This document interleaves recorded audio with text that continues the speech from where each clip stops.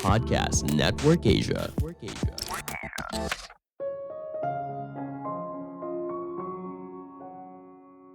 Sebuah perusahaan bisa besar apabila dibangun dari sebuah sistem yang kuat.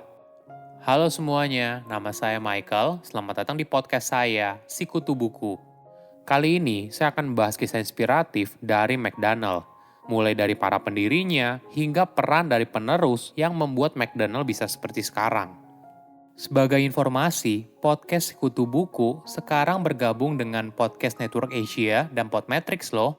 Sebelum kita mulai, buat kalian yang mau support podcast ini agar terus berkarya, caranya gampang banget. Kalian cukup klik follow. Dukungan kalian membantu banget supaya kita bisa rutin posting dan bersama-sama belajar di podcast ini. Mungkin kamu bertanya-tanya, siapa pendiri dari McDonald? Jika kamu coba mencari tahu, banyak yang mengasosiasikan pendiri McDonald dengan Ray Kroc. Tentu saja Ray punya andil besar dalam membangun McD sebesar sekarang. Namun yang kadang terlupakan adalah McDonald bersaudara bernama Richard dan Maurice. McDonald bersaudara inilah yang sebenarnya merupakan pendiri dari awal, namun sayangnya nama mereka jarang sekali disebut. Richard dan Maurice lahir dalam keluarga imigran miskin yang tinggal di pedesaan Amerika Serikat pada awal tahun 1900-an. Ayahnya bekerja sebagai manajer di sebuah pabrik sepatu. Namun, terkena pemutusan hubungan kerja saat usianya 42 tahun karena dianggap terlalu tua oleh atasannya. McDonald bersaudara merasakan sendiri kesusahan hidup yang dialami oleh keluarga mereka saat ayah mereka dipecat. Mereka lalu bertekad untuk mandiri secara finansial dan tidak bergantung pada orang lain. Awalnya, McDonald bersaudara berbisnis di bidang entertainment. Mereka punya mimpi untuk memproduksi film sendiri. Namun di tahun awal, semuanya sangatlah berat. McDonald bersaudara harus bekerja kasar dan mengumpulkan uang sedikit demi sedikit demi mewujudkan mimpinya. Hingga akhirnya, pada tahun 1930, mereka berhasil buka bioskop yang berada di luar Los Angeles. Namun sayangnya, 7 tahun kemudian, McDonald bersaudara terpaksa menutup bisnisnya karena tidak sesuai harapan. Kegagalan bisnis hiburan tidak mematahkan semangat McDonald bersaudara untuk berbisnis. Kali ini, mereka mencoba peruntungan dalam bisnis makanan. Gerai makanan pertama mereka tidak seperti McDonald yang kita kenal. Di tahap awal, gerai tersebut diberi nama McDonald Barbecue. Jadi, mereka menjual 25 menu dan menyajikan makanan kepada konsumen di dalam mobil. Para konsumen tidak datang ke restoran, namun para pramusaji yang dinamakan car hop akan mendatangi setiap mobil untuk melayani setiap konsumen. Setelah berjalan hampir 8 tahun, McDonald bersaudara sadar kalau dari semua menu yang dijual, ternyata penjualan paling besar berasal dari penjualan hamburger. Inilah yang membuat McDonald bersaudara membuka kembali gerai mereka dengan konsep baru pada tahun 1948. Mereka menghapus semua menu dan hanya fokus ke hamburger sebagai menu utama.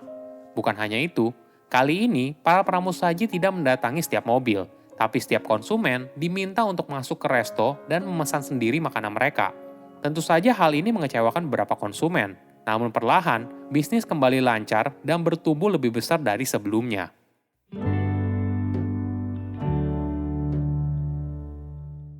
Apa rahasia dari McDonald pada masa itu? Ada 3 poin utama, yaitu kecepatan, volume, dan kebersihan. Gerai McDonald tidak memiliki interior seperti restoran pada umumnya, dan tidak ada pramusaji yang mendatangi konsumen. Uniknya, dapur McDonald dirancang seperti jalur perakitan produksi di pabrik. Jadi, para konsumen bisa melihat langsung bagaimana makanan yang dipesan saat disajikan. McDonald bersaudara menggunakan panggangan stainless steel agar bisa memasak lebih banyak burger. Kertas dan plastik menggantikan peralatan makan dan piring, sehingga tidak perlu mencuci piring lagi. Konsumen hanya tinggal memesan makanan yang mereka inginkan di counter dan mendapatkannya dalam hitungan detik. Konsep bisnis ini merupakan terobosan pada masa itu. Setahun kemudian, mereka melayani tipe pelanggan yang tidak ingin menunggu makanan mereka terlalu lama, mulai dari para siswa, supir taksi, turis, hingga keluarga yang sibuk. Bisnis yang dijalankan sangat sukses, sehingga McDonald bersaudara masing-masing mampu membeli mobil mewah Cadillac dan menggantinya dengan model terbaru setiap tahun. Pada tahun 1954, Ray Kroc merupakan salesman keliling yang menjual mixer. Suatu hari, Ray bertemu McDonald bersaudara dan menawarkan produk mixernya. Tanpa disangka, mereka membeli produk yang dijual oleh Ray dalam jumlah yang banyak. Ray pun jadi penasaran, kenapa McDonald bersaudara membeli begitu banyak mixer. Hingga akhirnya, dia pun terkesima saat melihat cara McDonald bersaudara menjalankan bisnis. Ray pun memberikan saran kepada McDonald bersaudara agar bisa melebarkan bisnis mereka hingga ke seluruh Amerika Serikat. Sebagai informasi, saat itu McDonald bersaudara telah memiliki 20 gerai McDonald. Mereka saat itu sudah hidup nyaman dan usianya juga sudah tidak muda. Ray lalu menawarkan diri untuk menjadi agen McDonald bersaudara dalam menjual franchise McDonald ke seluruh Amerika Serikat. Tentu saja, bisnis waralaba itu tidak mudah, apalagi soal menjaga kualitas. Inilah yang dilakukan oleh Ray. Dia membangun standar yang sangat ketat untuk setiap waralaba McDonald, mulai dari porsi penyajian, kemasan, hingga bahan yang digunakan. Menariknya, Ray juga memastikan kalau standar memasak dan penyajian makanan di McDonald harus bisa dipahami, bahkan oleh karyawan baru dan yang sama sekali tidak pernah punya pengalaman sebelumnya. Maklum saja, banyak karyawan masih berusia remaja dan merupakan karyawan tidak tetap. Namun hal ini tidak boleh menjadi alasan untuk penyajian yang buruk. Konsumen harus menerima kualitas yang sama di gerai McDonald manapun. Bahkan pada saat itu, Ray mewajibkan konsumen mendapat refund apabila mereka menunggu makanan mereka lebih dari 5 menit.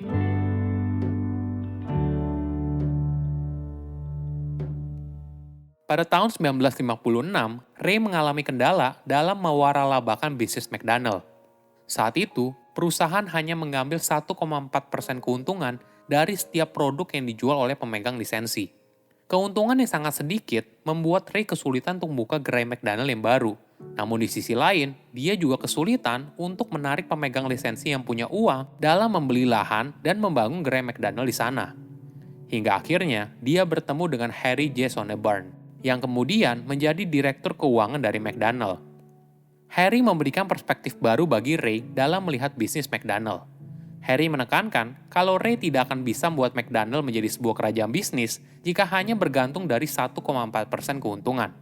Dia menyarankan Ray untuk membeli sebidang tanah lalu menyewakannya kepada pemegang lisensi dengan syarat mereka hanya bisa mendirikan McDonald di sana. Itulah yang menjadi game changer dalam bisnis McDonald.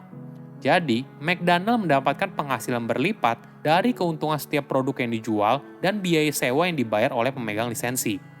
Bisnis model inilah yang kemudian membuat waralaba McDonald berkembang sangat cepat. Pada tahun 1961, McDonald bersaudara akhirnya menjual kepemilikan mereka kepada Ray senilai 2,7 juta dolar.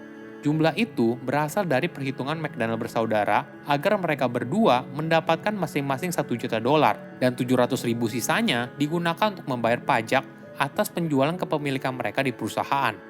Sejak saat itu, Ray menjadi nahkoda dari McDonald. Pada tahun 1964, McDonald telah berada di hampir 600 lokasi. Ada sebuah kejadian yang membuat McDonald bersaudara kesal.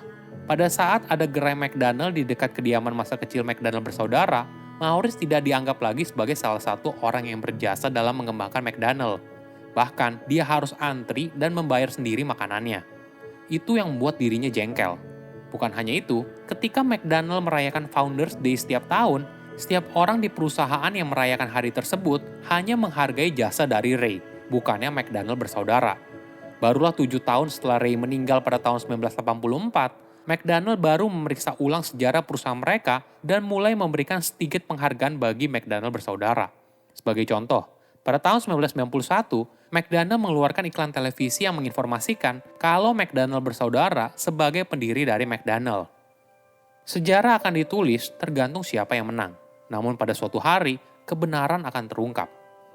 Saya undur diri, jangan lupa follow podcast Sikutu Buku. Bye-bye. Pandangan dan opini yang disampaikan oleh kreator podcast, host, dan tamu tidak mencerminkan kebijakan resmi dan bagian dari Podcast Network Asia.